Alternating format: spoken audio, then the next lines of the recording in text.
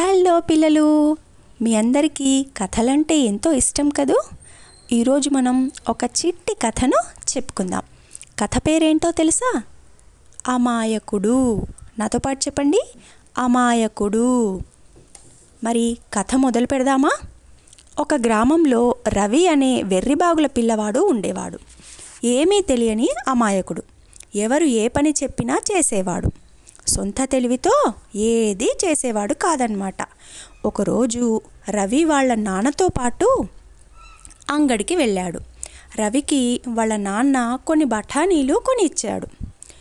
రవి వాటిని చేతిలో పెట్టుకొని తింటూ ఉంటే అందులో సగానికి సగం కింద పడిపోతూ ఉన్నాయన్నమాట.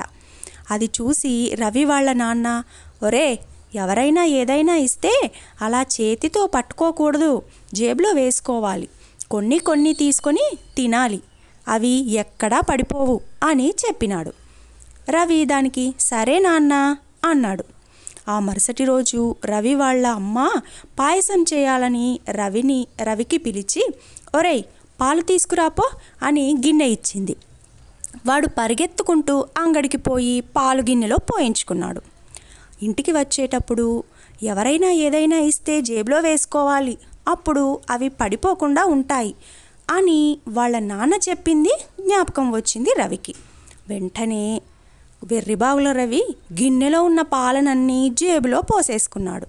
అంతే, పాలన్నీ జేబులో నుంచి కారిపోయాయి. పాలు కారిపోయినందుకు తన తెలివి తక్కువతనానికి రవి ఏడ్చుకుంటూ ఇంటికి వెళ్ళాడు. బాగుంది కదా కథ. ఇలా మీరెప్పుడైనా అమాయకంగా ప్రవర్తించారా? ప్రవర్తిస్తే కామెంట్ బాక్స్లో కామెంట్ చేయండి. మరొక మంచి కథతో మీ ముందుంటాను. బాయ్.